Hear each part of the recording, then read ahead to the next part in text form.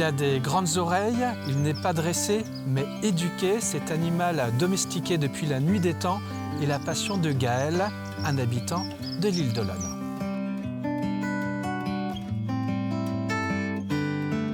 Qui es-tu, Gaël? Eh bien, je suis déjà aide à domicile. C'est ton activité? C'est mon activité principale. Et puis, je suis aussi musicien, mine de rien, puisque j'aime tout ce qui est musique trad, danse trad, chant trad. Donc, j'anime aussi des ateliers de danse et de chant trad, musique trad, à côté de mon emploi. Alors là, ici, nous sommes à l'île d'Olonne, dans cette ferme pédagogique, hein, on peut l'appeler comme ça, avec beaucoup d'ânes, le fruit de ta passion dont on va parler ensemble. C'est pour ça qu'on te rencontre aujourd'hui. Voilà. Et tu es un enfant de l'île d'Olonne, toi? Je suis né à l'île d'Olonne, je suis resté sur l'île d'Olonne et je suis un passionné des animaux en général et plus des ânes, puisque maintenant nous sommes là sur le site d'Âne Passion, qui a été créé en 2019. La passion des animaux, elle ne t'a jamais quitté après l'adolescence, elle a continué? Ah, j'ai toujours voulu avoir des animaux avec moi. Et j'ai même suivi des études agricoles en fin de compte, parce qu'au départ je voulais être paysan. Et puis la destinée a fait que j'ai pris un autre chemin et je me suis retrouvé facteur pendant une vingtaine d'années. Mais j'ai continué à côté ma passion des animaux en ayant quelques-unes chez moi. Et Gaël, en 2000, tu fais cette rencontre déterminante dans ta vie, c'est cette rencontre avec l'âne. Tout à fait. Alors j'avais un copain musicien, alors qui est toujours un copain.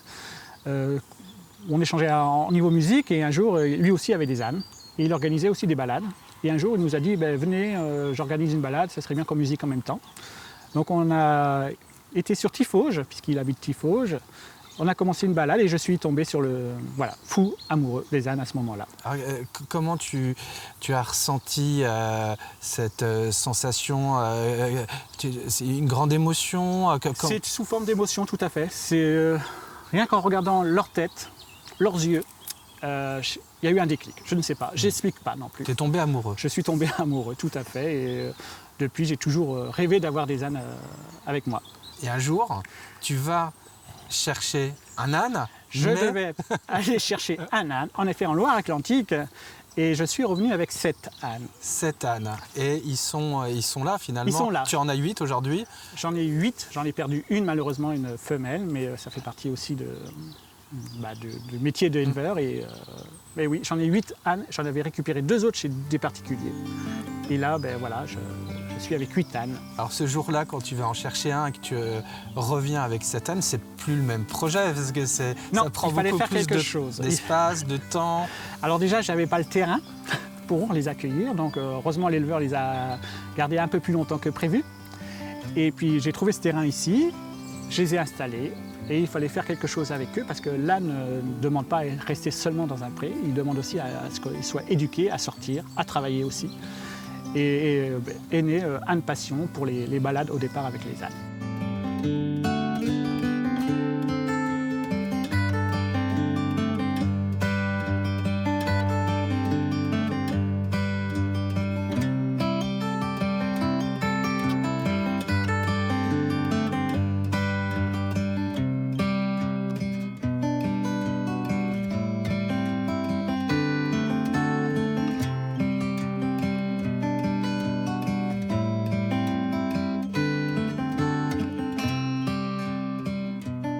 Gaël, Passion Âne, c'est le nom de ta ferme pédagogique ici à l'île d'Olonne. Alors comment toi s'articulent tes journées, sachant que tu es quand même bien pris avec ton travail d'aide à domicile? Il faut bien s'en occuper, les nourrir. Alors je passe environ 3-4 heures par jour. Parce qu'il faut absolument que je les voie tous les jours déjà, pour voir si tout va bien. Et mine de rien, donner granulés, donner du foin, l'eau. Éventuellement les brosser un petit peu, ça prend du temps, donc 3-4 heures par jour en plus de ma journée. C'est quoi son petit nom? C'est Moujik. Moujik. Moujik, et puis là, il va sur ses 11 ans. D'accord. Ok, alors l'âne, qui est un cousin du cheval, la principale différence, c'est qu'il est souvent plus petit, mais il a surtout des plus grandes oreilles. Il a des plus grandes oreilles, comme on dit, pour mieux écouter et mieux entendre, parce que mine de rien, lui, il étudie avant de sortir. Il a confiance en son ânier aussi, parce que vous voyez, là, il est parti sans problème. Mais ça peut arriver qu'en cours de sortie, il s'arrête C'est son côté têtu peut-être ou... Alors pour moi, l'âne n'est pas têtu, il est très intelligent. Ouais. Il étudie avant tout le danger qu'il peut y avoir. Donc voilà, il se pose la question là déjà s'il veut bien sortir avec nous. Bon, tu veux sortir avec nous, Moujik? A priori, c'est bien parti. On dit que l'âne, contrairement au cheval, n'est pas, je dirais, domestiqué de la même façon. Hein, non, c'est différent. Ouais. C'est complètement différent. L'approche est totalement différente. L'âne est peut-être un peu plus indépendant aussi que le cheval. Ouais. Il est assez rustique comme le cheval, en général. Et puis, quand on parle d'éducation avant tout. C'est-à-dire qu'il a besoin de travailler, l'âne. Et tout ça, tous les jours, presque tous les jours. En ce qui me concerne, ce n'est pas le cas, mais il faudrait le sortir parce qu'on l'éduque comme ça. Et puis ça, depuis des millénaires, ça a toujours été pour l'homme un outil de travail. Tout à fait, puisqu'il peut porter des charges. Il peut porter jusqu'à 100 kg dessus son dos, ça dépend aussi de la grosseur de l'âne. Et il peut tirer généralement son poids, 350 à 400 kg. Donc dans les régions montagneuses, par rapport au cheval, ses pattes lui permettent de mieux se maintenir. Et donc, il était très utilisé dans les régions montagneuses pour ça. Alors Gaël, comment tes proches approuvent cette passion pour l'âne que tu as depuis longtemps, mais depuis que tu les as si nombreux, en tout cas 8 avec toi, voilà, c'est plutôt bien vu ou... Je suis un peu le fada de la famille. Au départ, quand je suis revenu et j'ai acheté 7 ânes, on m'a regardé d'une drôle de façon. Et c'est vrai que tout ça, ça a un coût financier, mine de rien. Puisque Maréchal Ferrand qui passe au moins 4 fois dans l'année. Ouais. Après, il y a tout ce qui est vaccin contre la grippe. Ouais. En plus, les animaux de la ferme, à côté, il y a la prophylaxie sur les cochons, les vaches. C'est les vaccins, ça? C'est plus une prise de sang pour savoir si l'animal n'est pas malade. D'accord. Et après, on espère toujours ne pas avoir affaire au vétérinaire durant l'année, parce que ça peut malheureusement tomber aussi malade. Mais voilà, je touche du bois, comme on dit, et ça va encore à ce niveau-là. Mais nourrir, ça coûte un peu d'argent, d'où les balades et la visite de la mini-ferme.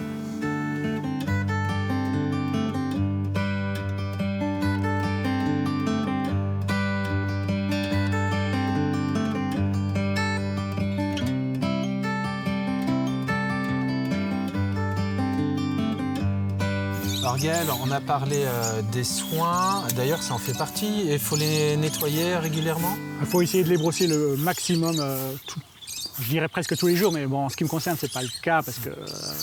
Oui, comme ça, ils voient l'approche de l'être humain avec eux. Et puis ils font de plus en plus confiance comme ça aussi à l'homme. Et ça leur fait du bien, ça enlève toutes les poussières éventuelles, les poils qui sont à enlever. Alors c'est une passion qui prend du temps, mais tu aimes ça? Voilà, comme autrement, on dit, tu ne serais pas passionné. Voilà, comme on dit, la passion, on ne regarde pas le temps passé à côté. Et oui, j'aime ça. De toute façon, tu es bien quand tu es avec eux. Puis j'ai besoin d'être avec eux. Oui. J'ai besoin d'être avec eux. Autrement, il y a un manque, quoi. Tout à fait. Ça nous est arrivé de partir en week-end et laisser mes ânes à des personnes de confiance, mais voilà, il y a un manque à côté, en effet. J'ai besoin de savoir ce qui se passe, de les voir tous les jours. Et quand tu es avec eux, est-ce que tu me disais en off que tu aimais vraiment les observer de près, regarder leur tête qui finalement est assez peu expressive, mais ça te touche aussi. Elle n'exprime rien, qu'ils soient heureux, qu'ils soient tristes, qu'ils mangent, ils ont toujours à peu près la même tête. Et je sais aussi qu'ils ressentent bien les choses, parce qu'en fin de journée, une journée de travail, généralement, des fois, on peut être pas au top. Et ils le ressentent et ils viennent vers vous et ils demandent à ce qu'on les câline un petit peu et à se laisser caresser. Et pour moi, ça me permet de décompresser aussi. Alors, dans cette ferme pédagogique, tu peux transmettre à la fois cette passion, en tout cas faire découvrir l'univers de l'âne. Donc ici, là où nous sommes, à l'île de l'Âne, à travers, alors non seulement des balades, ça plaît beaucoup peut-être aux plus jeunes, mais à toute la famille. Ça plaît. Alors, je fais aussi des balades avec la carriole, donc il y a aussi les papas et les mamans qui peuvent monter dans la carriole. Puis à dos d'âne, et je propose aussi le baptême parce qu'il y a des enfants. J'ai pris des enfants enfants de 17 mois sur le dos de l'âne. Ah oui. Mais c'est un petit baptême si l'enfant veut. On n'insiste pas en fin de compte. Ici, on n'insiste pas, on échange, on partage et on essaye de faire partager cette passion avant tout de l'âne et des animaux de la ferme. Avec une médiation aussi que tu proposes autour Tout à fait, de une l'animal. approche avec l'âne qui permet à l'enfant de se canaliser. Alors on approche, généralement on entre dans l'enclos, l'âne vient vers nous et on prend l'âne qui vient le premier vers nous, on le sort, on le cajole, on le caresse, on lui parle, on fait le pansage et puis après on fait une sorte de petite promenade avec lui. Donc il y a tout, il y a le toucher, il y a la sensation, tout rentre en compte à ce niveau-là et l'âne apaise aussi. Je l'ai vu avec des groupes handicapés où c'est des fois difficile de canaliser l'enfant à un moment donné lorsqu'on se balade un peu dans le site. Et dès que l'âne est là, où on met l'enfant sur l'âne, c'est le calme complet et il se laisse guider facilement. Donc c'est une très bonne médiation avec l'âne, ça. Alors ces activités que tu proposes ici à l'île d'Olonne, c'est plutôt le week-end, toute l'année, à la belle saison? Alors, dis-nous un peu. Je suis ouvert tous les week-ends, toute l'année. Ah oui. Et bon, je suis aussi dépendant du temps aussi. Tous les week-ends sur réservation. Et je propose les balades et aussi ce que j'appelle le petit fermier. Donc les enfants peuvent donner à manger à tous les animaux de la ferme en pénétrant dans les enclos. Et puis la visite est un peu commentée de la ferme pédagogique. Gaël, ici, la ferme pédagogique, elle est très bien, mais ça manque peut-être un peu de place. C'est peut-être l'occasion de faire un appel. Toi, tu serais intéressé je serais intéressé pour avoir un terrain un peu plus trouver grand. des terrains un peu plus importants, une dizaine d'hectares en tout cas, ça serait bien. À l'île d'Olonne? Alors l'île d'Olonne ou ailleurs, j'irais où l'île d'Olonne serait l'idéal puisque c'est là où mon site est, oui. Et les gens sont habitués maintenant à venir à peu près sur ce site. Mais l'idéal peut être ailleurs aussi, et du moment que je sois aussi à côté. Voilà, pour développer cette passion autour de l'âne avec cette activité de ferme pédagogique, un endroit plus grand. Plus grand, pour leur permettre aussi un roulement sur les terrains et que peut-être accueillir d'autres animaux, pourquoi pas. Très bien. En tout cas, j'étais ravi de passer ce moment avec toi autour de ta passion pour l'âne. Merci Gaël.